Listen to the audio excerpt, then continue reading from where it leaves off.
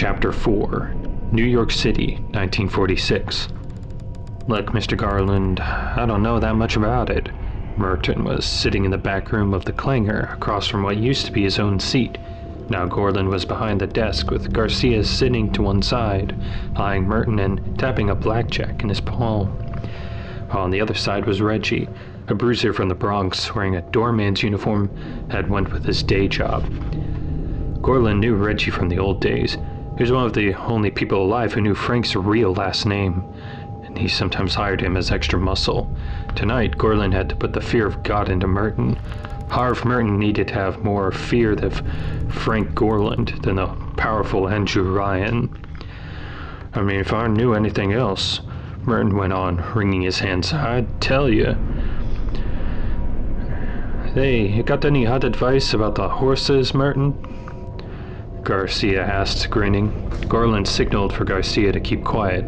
The bookie shrugged, put away his sap, and took out a cigar instead. In the lull, the sound of the bar seeped through the closed door. A girl squealed with laughter, and a man hooted, I don't know nothing about Dempsey. I shall just think this through, Merton, Garland said, pouring Merton a drink from the bourbon bottle. You're telling me that you got a job with Seaworthy on the North Atlantic project from this guy Rizzo. You were working as a steward on one of their ships, right? And they take the ass out to North Atlantic and keep it there for a month and a half. You didn't see a thing out there? Garland shoved the shot glass across the desk, and Merton snatched it up. Thanks, that's about the size of it. I mean, some stuff was taken down, under the water, but... He laughed nervously. I didn't go down with it. They were all hush-hush about what was going on down there. Much as your life was worth to talk about it, one fella said, after he come up. I don't know what they're up to. You see, I know what they're up to, in a general kind of way, Garland said, pouring himself a drink. Building something big, but I don't know what Ryan's angle is. There's the money. You ain't seen him bring him any ore or anything like that? Middling goodies, gold, silver, oil? No, nothing like that. Just a lot of ships. Never saw Mr. Ryan. You heard his name sometimes, that's all. It's all busy the whole time. Seasick, too. I was glad to get back here and look for another job. Yeah, and you have to look for another job, too, Reggie said helpfully. His voice mild. If you tell Mr. Garland exactly what he needs to know. I swear I didn't find out anything else. I hardly left the galley of the big old ship. Now, Frank Fontaine, he might know something. He's got boats going out there to supply them with fish. They got a little more, to the guys in the construction.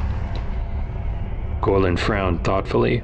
Frank Fontaine. Fontaine's Fisheries? He knew to smuggle stuff from Cuba up there in the fishing boats of his. And he's delivering fish? You kidding me? I saw him on the dock. That's what he told me.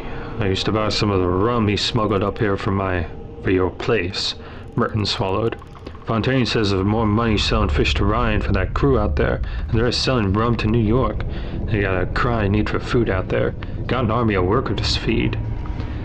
Garland grunted thoughtfully to himself. That did dovetail with what he'd heard at the loading dock. The one sure way to get close to that operation was to supply it. A crazy thought came to him, bringing with it some interesting possibilities. But if he did go that far, and far was the word, all right, he'd be out of his way of his own stomping ground. He'd be splashing around in the North Atlantic. There was something about this secret project of Ryan's that fascinated him, that drew him the way rumors of buried pirate gold drew a treasure hunter. Millions of dollars were being sunk in the North Atlantic. He ought to be able to scoop some of it up. Years ago, when Frank Garland was dodging the law, he'd hopped a freight train. Riding the boxcar, he read an old newspaper about the newly minted industrialist Andrew Ryan. There was a picture of him standing in front of a fancy building with his name on it. That picture had stirred something in him. The picture of Andrew Ryan standing there in the front of the skyline of Manhattan, like he owned it, had made Frank think, whatever he's got, I want it. I'm going to take it from him. Could be now. This was his chance. But first he had to figure out what Brian's ankle was, what he was up to, or down to, out there in the city, down in the old guts of that dark ocean. somewhere over the Atlantic, 1946. It's a converted Liberator, really. Andrew Ryan led Bill McDonough through a big, humming aircraft cabin toward the tail. A Stratocruiser now. United Airlines has ordered 11 of them for luxury flights, but this is the prototype. Of course, this is a prop plane, but the next generation will be jets. I saw a fighter jet in the war, my last trip out, Bill said. ME-262 it was. German prototype. Didn't even engage us. I reckon he was test flying. Yes, Ryan said distractedly. Fast and efficient, the jet engine. Haven't bothered developing them, not as aircraft, because after the North Atlantic project we hoped to need no aircraft. We'll have a great many submersibles, and in time we'll hardly even need those. We hope to be entirely self-sufficient. Submersibles? Bill must have misheard him. Bill had mixed feelings about being on this plane. The drone of its engines was just close enough to the sound of the bombers he'd flown out on during the war. He'd taken a ship to get to the USA after. He'd had enough of planes. Seen his best friend turn into a red marmalade the last time out. Inside, though, this plane wasn't much like a bomber, except for the sound, the vibrations through the floor, the curved underskin. It could easily be a luxury suite at a hotel. The Victorian-style chairs and sofas were bolted down, but they were luxurious, their silken red cushions trimmed in gold. Lace curtains were elegantly swept back from the windows with silk cords. The cabin was quietly served by 3 livered servants and a chef.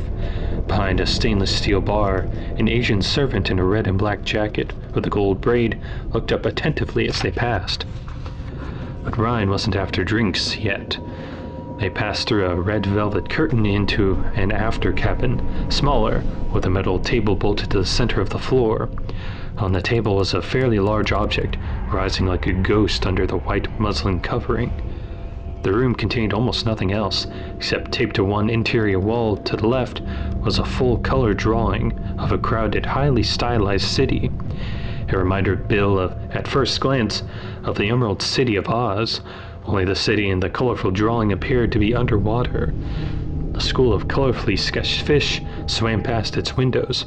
Was it Atlantis, the day after it went down? Ryan strode dramatically up to the table and whipped off the cover. Et voila, he said, smiling. It had revealed a scale model of the city. It was all one structure formed of many lesser structures, all in the industrial art style, as if the designer of the Chrysler building had made an entire small city to go with it. The model was about 3 feet high, a construction of linked towers, sheets of green glass and chrome, transparent tubular passageways, statues, very little open space between the buildings. The structure seemed quite sealed off, and indeed, Bill made out what appeared to be airlocks near the bases of the several towers, resembling artfully turned lighthouses. Through one of the miniature city's transparent panels, he saw what looked like a tiny bathysphere, partway risen through a vertical shaft. This, said Andrew Ryan, breathing hard as he said it, the muslin sheet dangling at his side, is Rapture.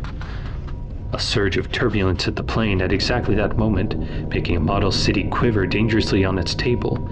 Bill stared at it carefully in the turbulence. Right, lovely, isn't it? Rapturous-like.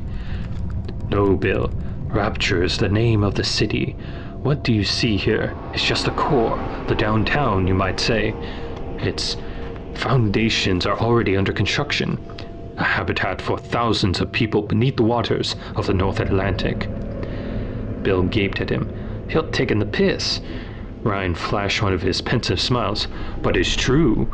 It's being constructed in secret, in a part of the sea rarely plied by anyone. The architecture is glorious, isn't it?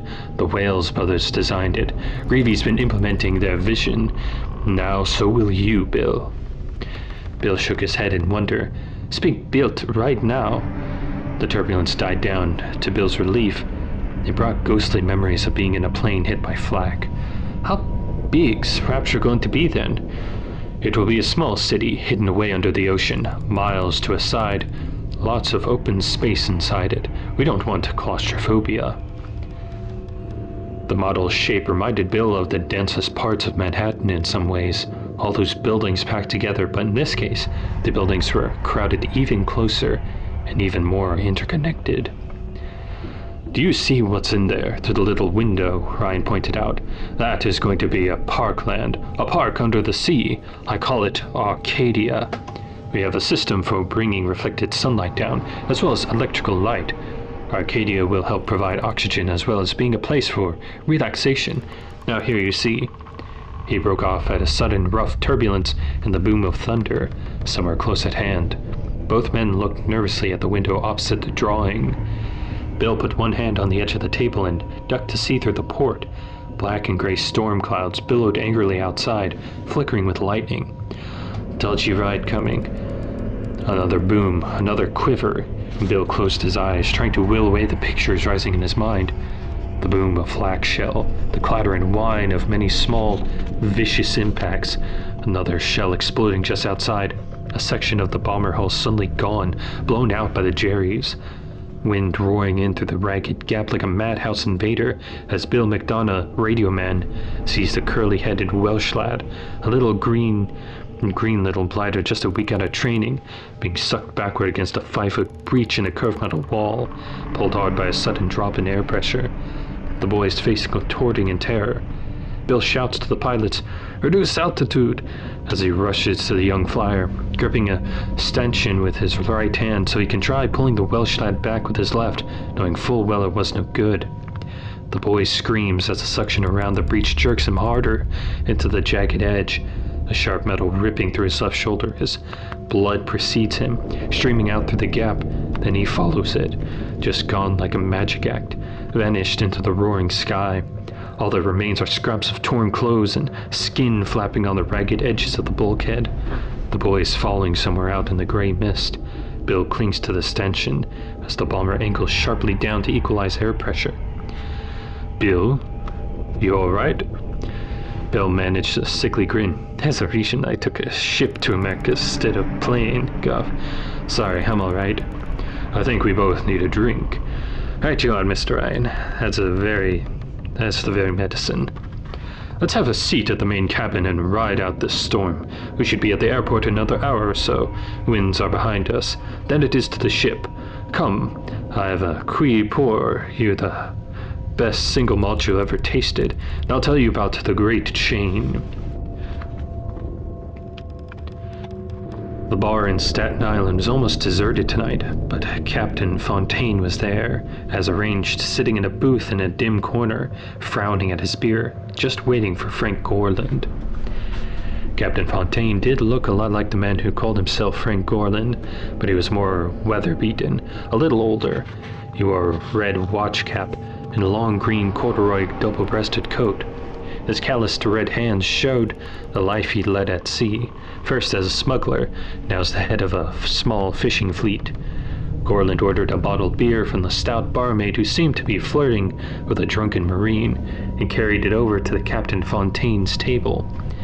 Fontaine didn't look up from brooding on his beer as Gorland sat across from him. "Gorland, seems to me that every time I run into you, something goes wrong." "How's that? What about all that cash you made from what I did for your last cargo?" "Your cut was near as big as mine, and all you did for it was run your mouth." "Well, running my mouth is how I live, friend. Now look, Fontaine, you want information, I have it or not. I'm offering it for free. I'm hoping we can work together again, and we can't do it if you're in jail. You better cock one of those shell-like ears. I've got word they're going to wait till you head out and raid you on the way back." Fontaine slurped at his brew. "They who? Why, Gorland leaned over the table and lowered his voice. "Just the Federal Bureau of Investigation, that's who is. And Agent Boss is chewing at your rump." Fontaine sat up straight. Gorland looked at him calmly, believing it himself, almost, as he said, "I got it from my sister's best friend. She's a secretary for them. Keeps an eye on things for me." That was the secret to being a good liar, believing it when you said it. So she's typing up some kind of warrant. And there you are, Captain Frank Fontaine, smuggling, it says. Drugs, it says. Keep your voice down. Anyhow, it don't signify. I gave up smuggling that stuff. The company I work for now is bringing me crazy money to bring my catch over by Iceland. Long ways, but it's big money, safe and legal. You mean your deal with Andrew Ryan's operation out there? Fontaine shrugged. Nothing you need to know about. So he took the fish out there himself. Interesting. The exact whereabouts of the North Atlantic project would be on the charts in one of those boats. Gorland sighed and shook his head. You don't get it.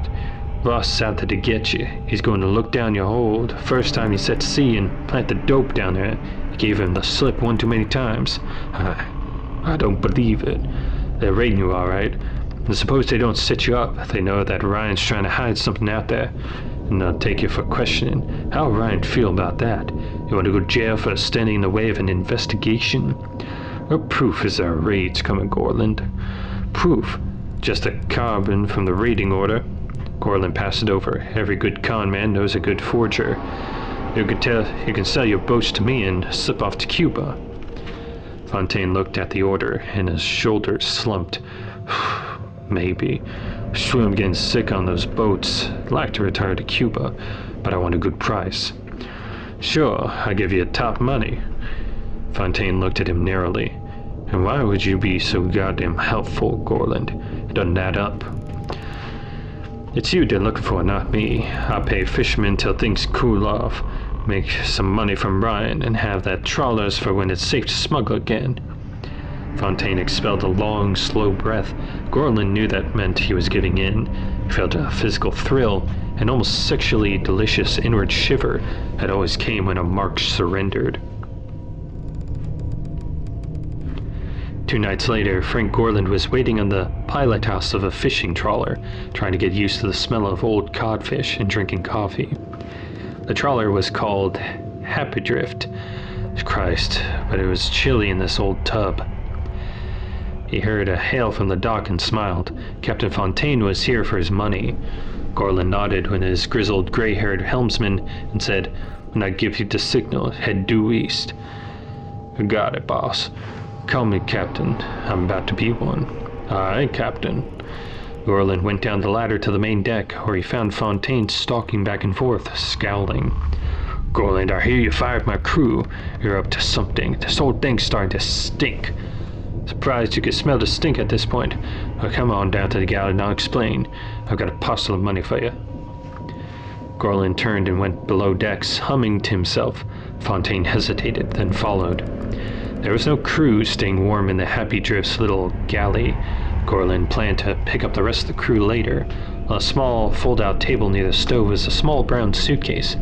"There you are, Fontaine. Open it up and count it." Fontaine looked at him. He looked at the suitcase, then he licked his lips, went to the suitcase, opened it, and stared. It was filled with dead fish, red snapper. "I'm thinking," Gorland said, taking a blackjack from his coat pocket, "of changing the name of this boat to Happy Grift. What you think?" Captain Fontaine turned angrily to Gorland, who hit him hard with the blackjack. Crack, right on the forehead. Fontaine went down like a sack of bricks. Gorland put the blackjack away and went to the ladder, climbed to the deck, turned, and waved up at the pilot house where the helmsman, Bergman, was watching for his signal. The helmsman pointed at the dock, and Gorland remembered he had to cast off. That much he knew how to do. He cast the ropes off, and the boat roared to life, swinging out from the dock toward open sea. Humming My Wild Irish Rose, Gorland descended to the galley. Captain Fontaine, face down, was still out cold. Gorland went through the man's pockets, removed his identification, money, personal effects. He might need them. He considered Captain Fontaine, now stirring slightly on the deck, then he muttered to himself, "Do it. Go all the way, Frank." He took a deep breath and pulled off his shirt and pants. He dragged Fontaine's outer clothing off himself, then switched clothes with him, wincing at the smell of Fontaine's unwashed trousers. Just a little too large. He had to tighten the belt. Then he used his old clothing to tie Fontaine's hands behind him. "What are you doing?" Fontaine asked, starting to come to. "Let me go." "I will let you go right now, Captain," Gorland said, "but you gotta climb that ladder. I'll help you." "I need clothes. It's freezing out here." "You'll be taken care of. Go up the ladder." He He got the bleary Fontaine up at last and out the tilting deck. Fog streamed by and wreathed the sea. He glanced at the pilot house. Bergman was facing out to sea. Not that he would probably have cared. The man had done 5 years in prison not so long ago. He was being well paid. He'd go along with whatever his new boss wanted. Fontaine was swaying on deck, goggling blearily about him. We're out to sea? Why are we out? I'll show you why, Groland said, escorting him to the side. Ever notice how much you and I look alike, Frank? We even have the same first names. Possibilities, Frank. Possibilities. I've got a whole new concept here. I call it identity theft. What you think? Then he bent, grabbed the vessel's former captain by the ankles, and tilted him over the side, head first down the cold sea. A yell, a splash or two, and Captain Fontaine went down. He didn't come up. Captain Fontaine was dead. Long live Captain Frank Fontaine.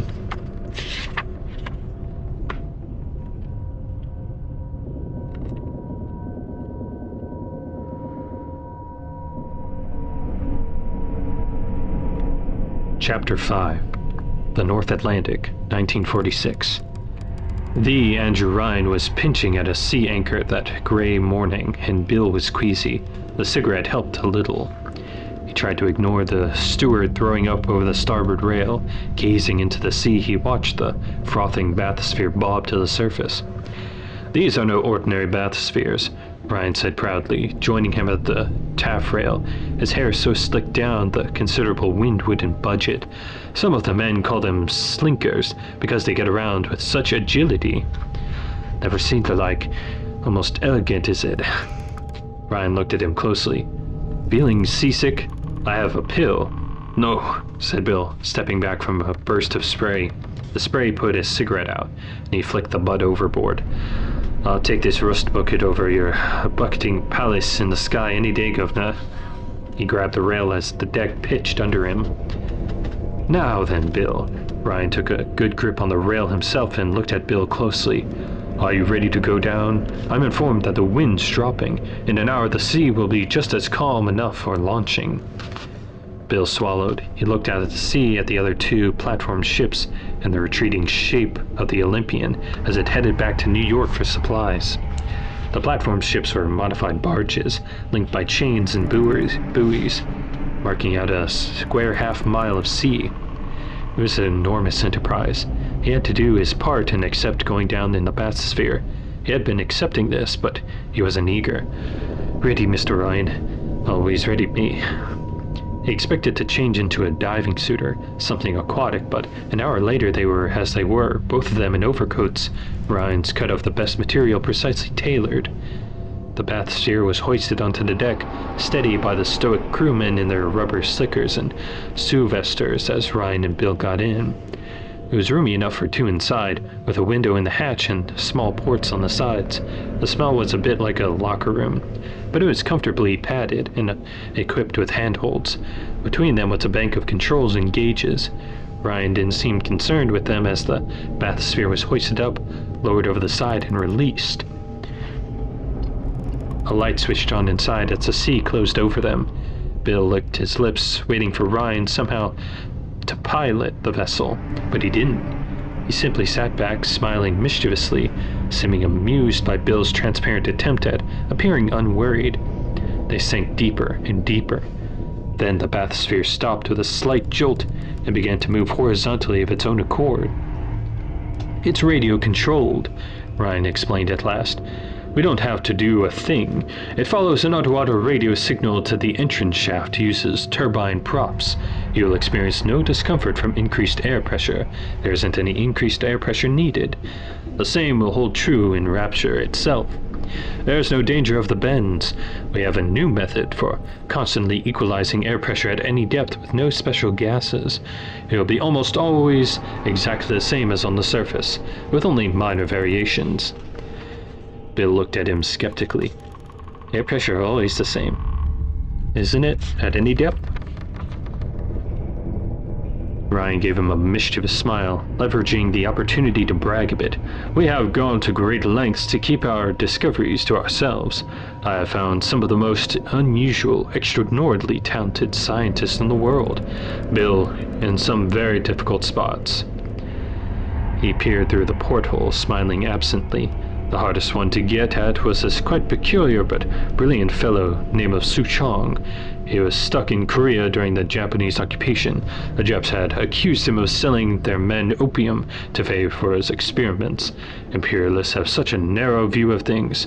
Now, speaking of marvels, you can just see the foundations of Rapture there, before we go into the dome shaft. And let us have some appropriate music. Bill bent and peered through the port. Below them, electric lights glowed through the blue gloom across the murky bottom of the sea. Lines of lights like landing markers for a plane in a foggy night. You saw the rugged outlines of what might be a decayed volcanic crater, like a miniature mountain range, around a mysterious electrical glow. The music kicked in, Gershwin's Rhapsody in Blue, and the Groff arrangement for piano and symphony flowing from hidden speakers in the bathysphere. As the rhapsodic music swelled, Bill made out the structures looming through the dark blue water beyond the stony natural ramparts.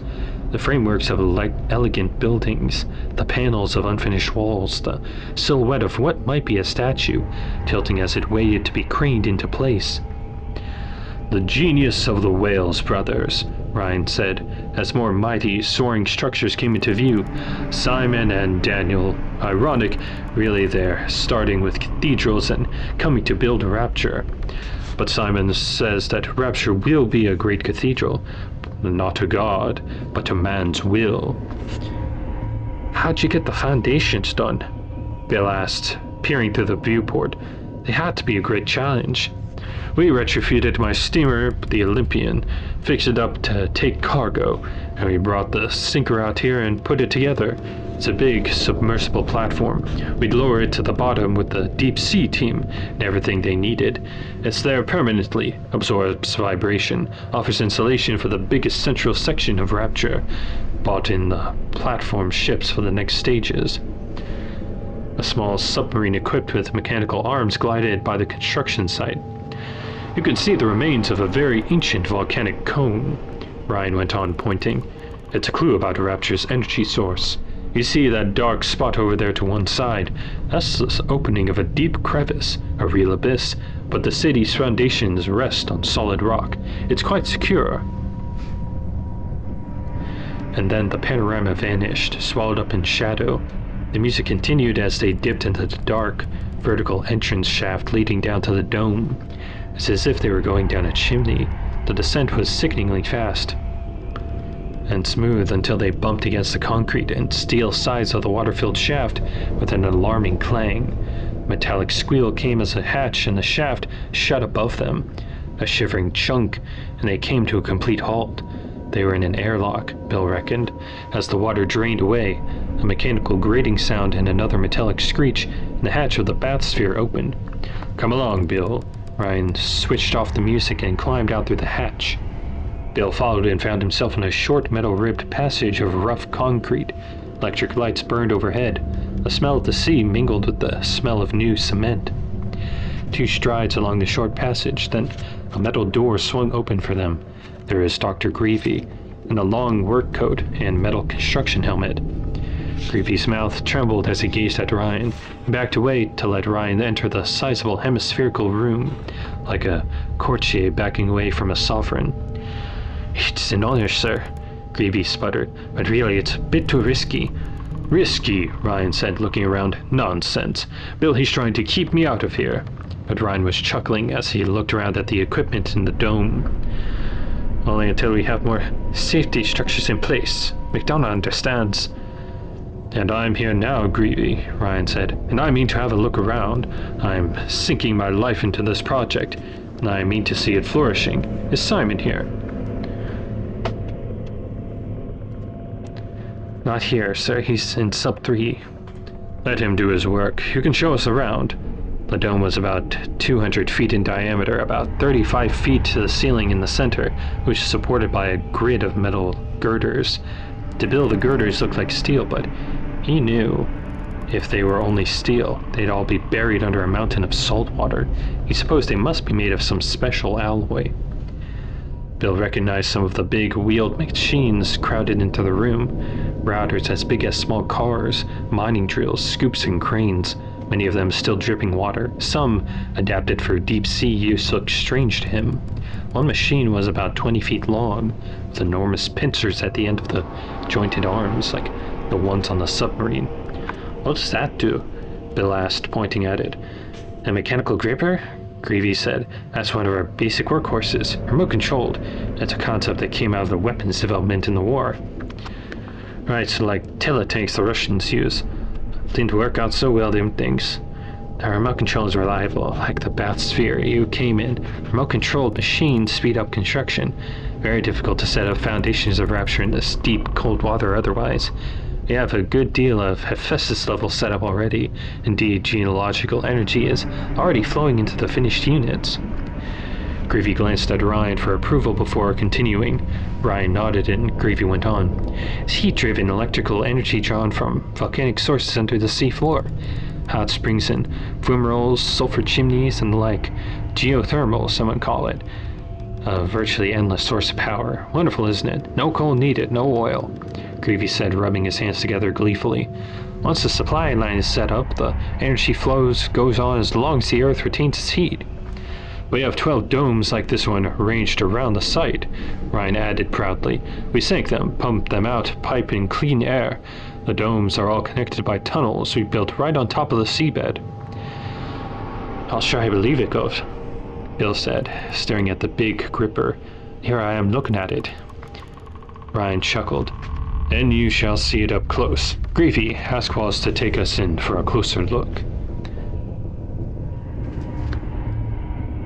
Roland Wallace was a bearded, dour man of 40, with deep-set eyes and a furrowed brow. Ryan introduced him.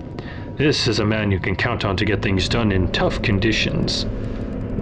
Wallace led them through a large steel door, one of the three placed symmetrically around the dome. He checked a couple of dials on a panel beside the door, nodded to himself, and spun the wheel.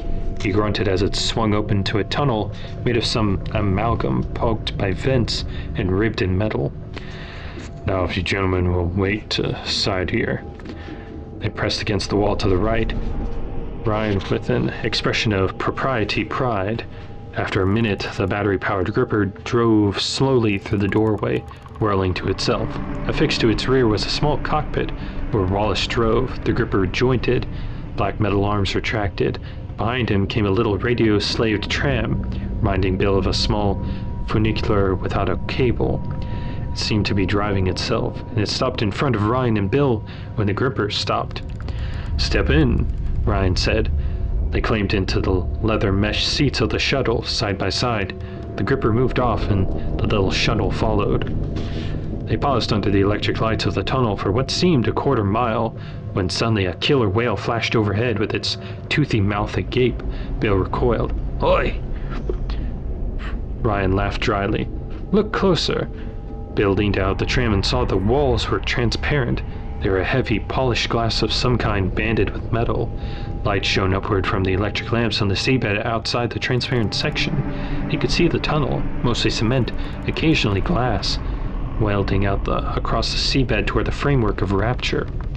The foundations of Rapture stood out in shades of dark green and indigo.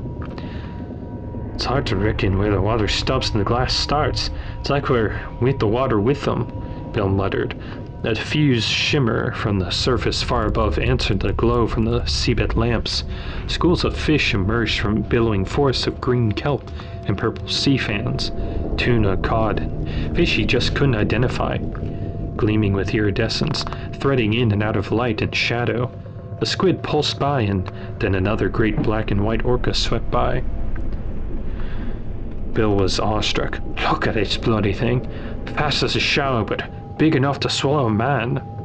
It's flying right over us." "Wonderful, isn't it?" Ryan mused, gazing through the curving, transparent plane as they rolled along.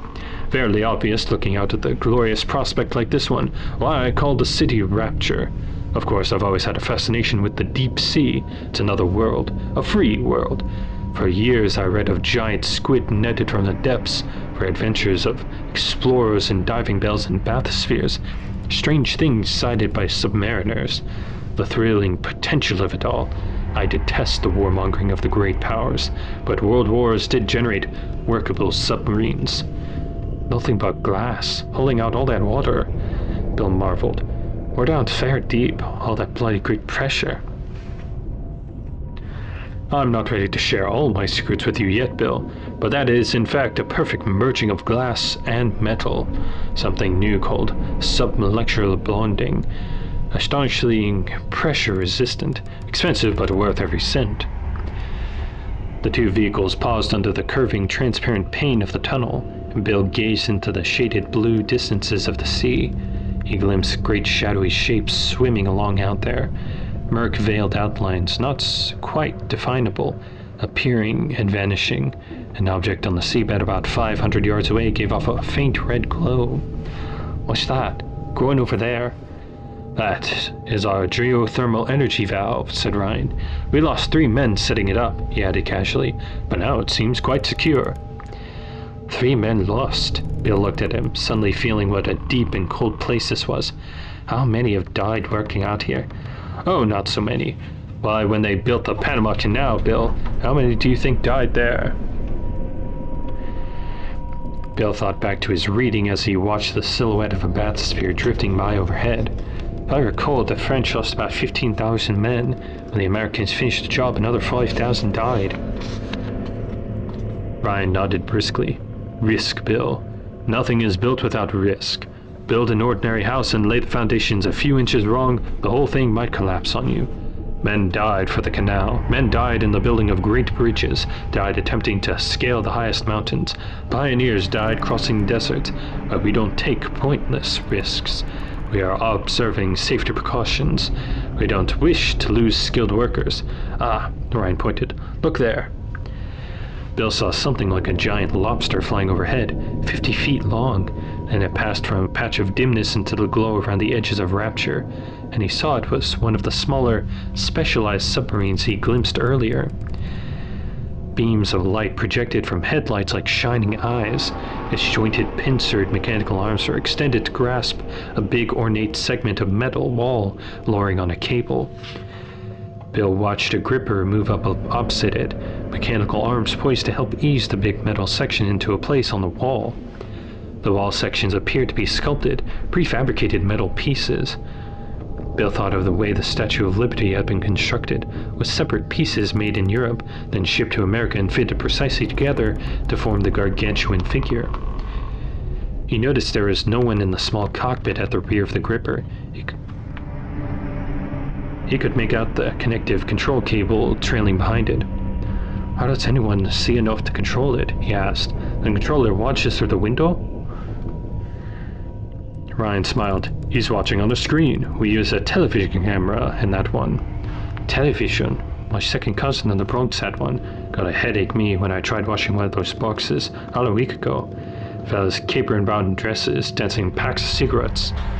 The technology can be used for more than entertainment, Ryan said. He pointed to the side, one of our supply submarines.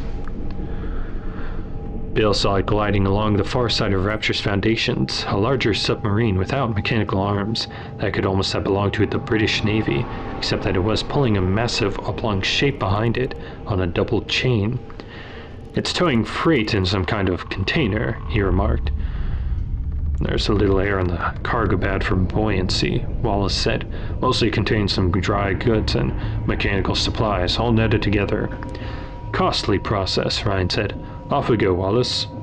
Wallace turned to the gripper, and they drove on through the tunnel after tunnel, passing through domes crowded with tool racks, machinery, tables.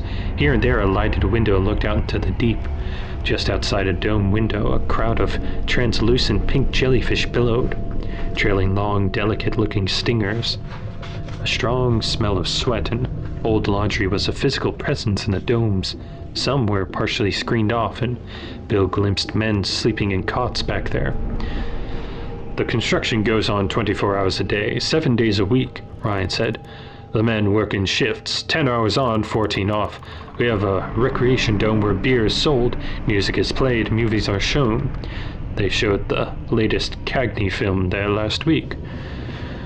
Fan of Avalon Cassidy myself, Bill murmured as they passed into another covered tunnel. A transparent panel gave a glimpse of the workers in deep-sea diving suits wrestling a culvert-sized copper pipe into place. We'll be sure to get you some Hopalong Cassidy films to watch when you're down here, Ryan said.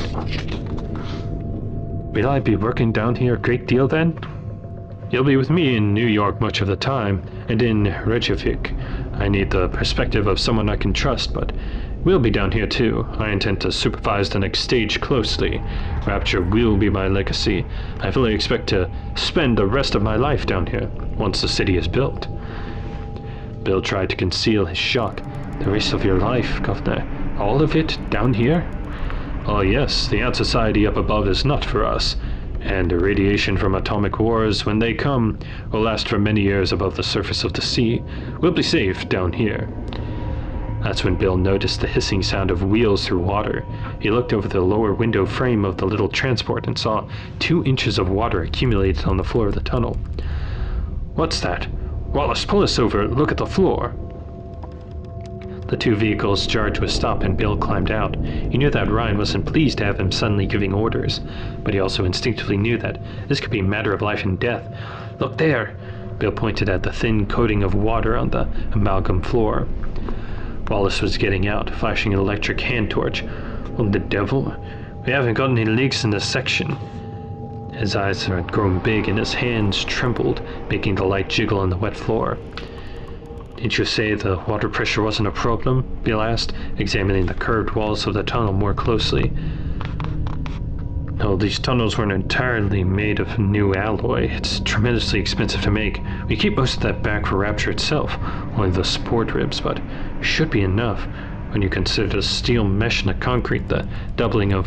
What's this all about? Ryan asked nervously. Wallace, is there something I should know?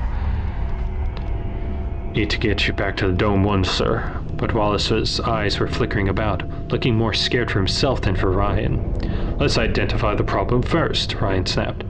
There, Bill said, pointing. You see, the support ribs are about 1.5 feet farther apart in that spot.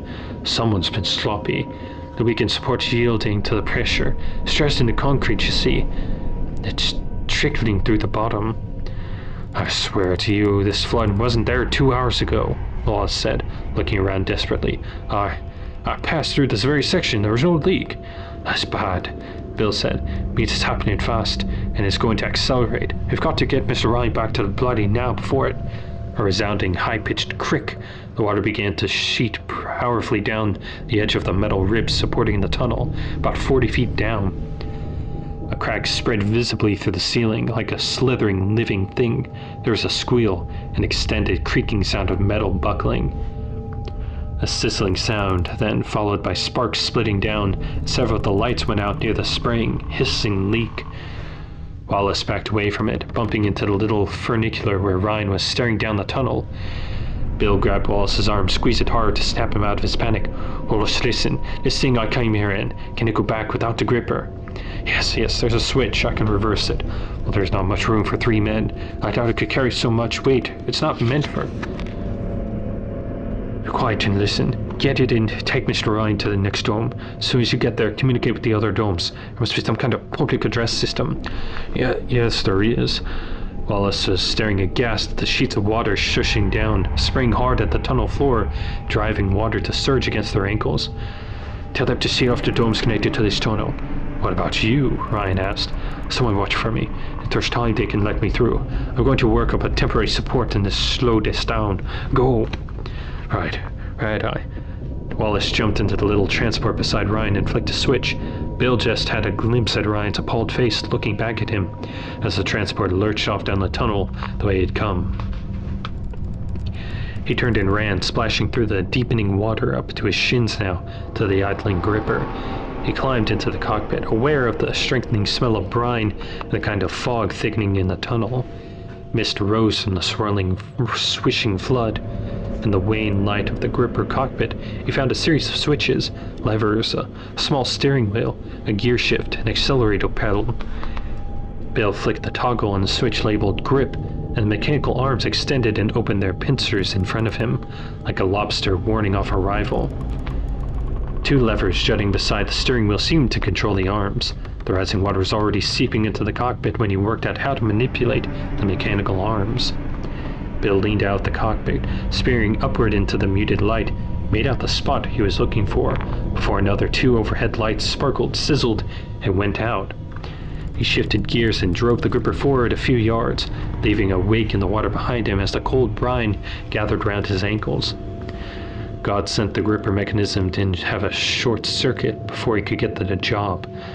The sounds of metal creaking were becoming ominously loud.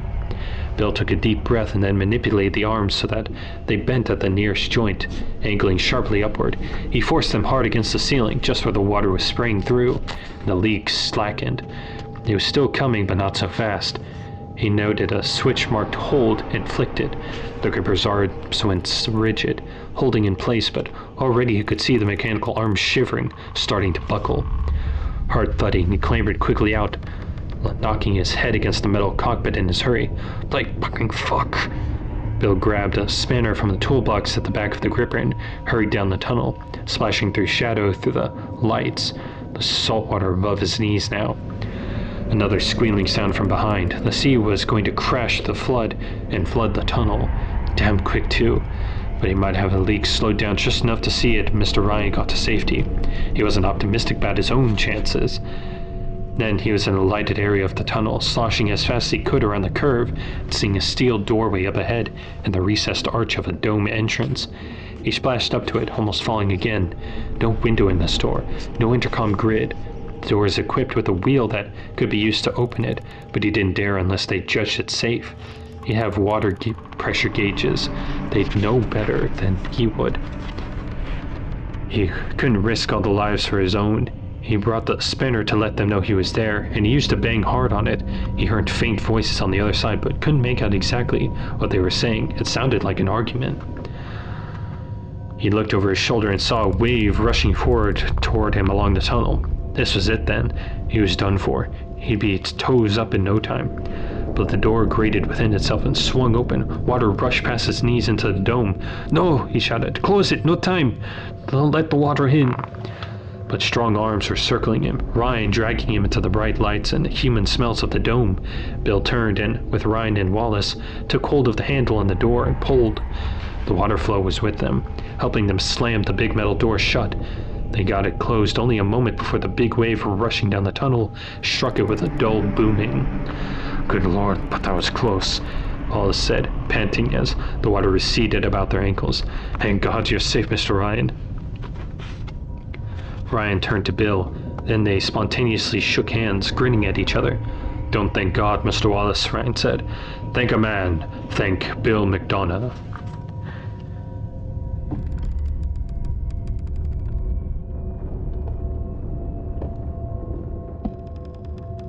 The Lighthouse, Rapture, 1947. It was a chilly, breezy early evening as Andrew Ryan stepped off the launch. Ryan gestured for his bodyguards and the coxswain to wait on the boat, then turned and climbed the steps off the great lighthouse structure. It was modeled on ancient descriptions of the Lighthouse of Alexandria. It radiated that classical majesty. He paused partway up to take it all in, entranced by the tower, the surface entrance to Rapture. He had ordained this. This was the manifestation of his will. "Welcome to Rapture," read the metal letters of the great, round, copper-plated Securus door. To either side of the Art Deco entrance arose streamlined chromium figures of men, statues built into the walls, looking as if they were supporting the building, their elongated, upraised arms straining for the heights. The door opened as he approached, and Chief Sullivan, smiling, emerged to shake his hand, along with a beaming Greavy, a wryly glum, bearded Simon Wales, and Bill McDonough, looking a bit stunned. Ryan was glad Bill was here to see this. He had sensed doubts in Bill sometimes, but now Bill would see, they'd all see, that the impossible was possible. Wales nodded to Ryan, barely managing a smile. "I think you will be pleased, Andrew." He had a mild Dublin accent. "Sure, we're nearly there." The architect wore a pea jacket, a black turtleneck sweater, black trousers, his round, bald head shiny with perspiration, his bruised-looking eyes gleaming. They entered the high-ceilinged hexagonal chamber like the interior of a particularly good, grand observatory. Their footsteps echoing on the marble floors, intricately trimmed, picked out in precious metals. The entryway to Rapture had the spacious marble and gold gravitas of the Capitol building's rotunda, exactly as planned. Ryan felt a certain awe, gazing up at himself, at the giant gold bust of Andrew Ryan looking gravely down at whoever entered this place. The expression was stern but not angry. It expressed authority but also objectivity. It gave notice. Rapture would tolerate only the worthy. The statue seemed oddly mute, however. He would add a banner to let people entering here know that they were on the brink of a new society where men were not cramped by superstition or big government. No gods or kings, only man. He made a mental note of it. He would not forget, and why not have welcoming music playing for those entering the lighthouse? Perhaps an instrumental of La Mer, a whimsically pertinent song. Wales was talking about veneers and trim. Certain endemic leakage issues that have Daniel quite concerned. But Ryan scarcely heard him. Wales was caught up in a designer's fixation on details, superficialities. It was the big picture that was thrilling, and gazing about himself now, Ryan was almost speechless with its power. Sullivan led the way to the bathysphere that would take them down the shaft of water, a kind of specialized elevator into Rapture itself. "After you, sir," Sullivan said, mouth dry with excitement, hands gently trembling. Ryan climbed into the bathysphere. The first transport to Rapture Metro. The others followed and took their places in the small craft, knees nearly touching. It was a bit crowded, but it didn't matter. The air crackled with anticipation. Too bad the bathysphere's television screen was blank at the moment. In time it would show a short film. Welcome to Rapture for those permitted secret immigration to the new undersea colony. Then they'd arrived at the first vantage, the lounge from which they'd view the city of Rapture. The bathysphere opened almost soundlessly. They climbed out of the bathysphere and Ryan clapped Bill on the shoulder. "Bill, you've been down here a lot more than I have. You'd know the best view. Lead the way." Simon Wales didn't seem pleased at that, but Bill had a great deal to do with the internal structure of Rapture. "Got her guts and garters in me hands," he said once, and Ryan simply liked Bill McDonough better than Wales.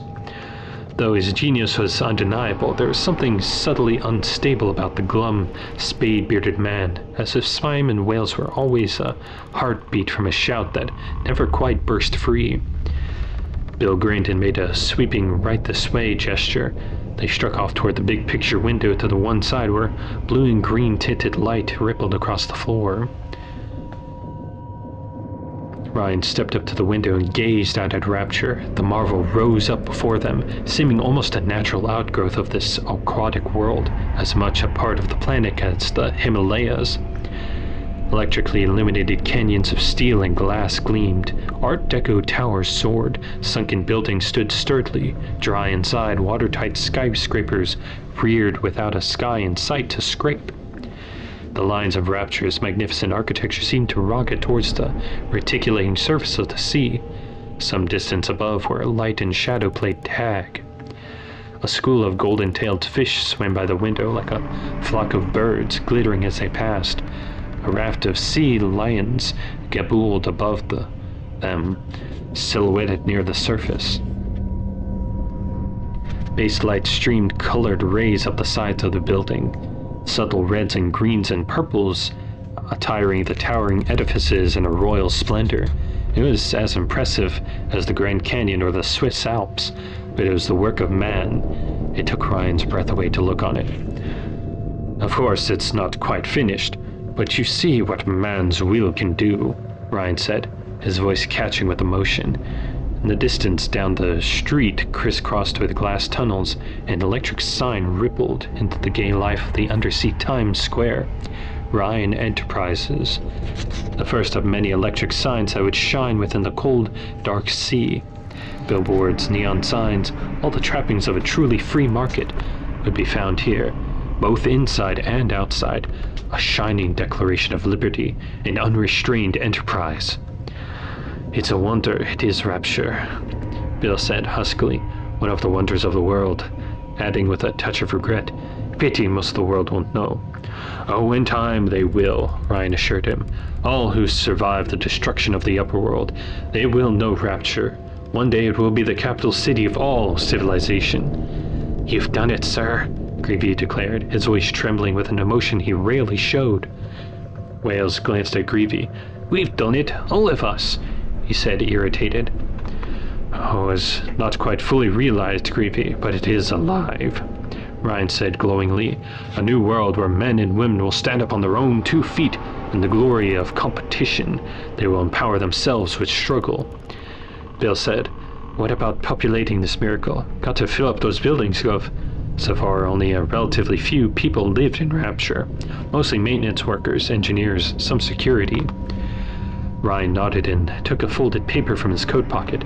I brought something along I wanted to share with you. He unfolded the paper and read them aloud. Letter of recruitment. He cleared his throat and went on. Tired of taxes, tired of bullying governments, business regulations, unions, people expecting a handout from you. Want a new start? Do you have a skill, an ambition to be a pioneer? If you're receiving this notice, you've already been considered and selected to fill out an application for a life in Rapture. An amazing new enterprise will require emigration, but it will cost you nothing except the sweat and determination to come and take part in a new world. If our vetting team has done its job, you are not a trade unionist. You are a believer in free enterprise, competition, and carving your own way path through the wilderness of the world. There is room up to 20,000 pioneers to thrive in this new society. We ask that you show this letter to no one, whatever your decision, if you're interested. Ryan shrugged and folded the letter. Just one of your recruiting tools, discreetly distributed. An early draft, of course. Rapture is not quite ready for the bulk of its population. Has Preeton's Mill made any progress on his express? Ryan asked, turning to Wales. Wales grunted. Oh, that he has. 2 stations completed, a good deal of rail laid down. He's down in Sinclair Deluxe, supervising construction. He sniffed and drew a pipe from his coat and then stuck it in his teeth, but didn't light it. Complains he needs more workers, of course. They all do. The Express is its own business, Ryan pointed out. Let him get busy and hire more workers himself. Those who are finished working on the outer shell can start on the rail. He turned to gaze out the window at Rapture again. Who knew how long it would take to grow? This almighty expression of his will that could continue proliferating in steel and glass and copper and rhenium, long after Andrew Ryan himself had passed away. Thank you. That was part 4 of Bioshock Rapture. Thank you for listening, and good night.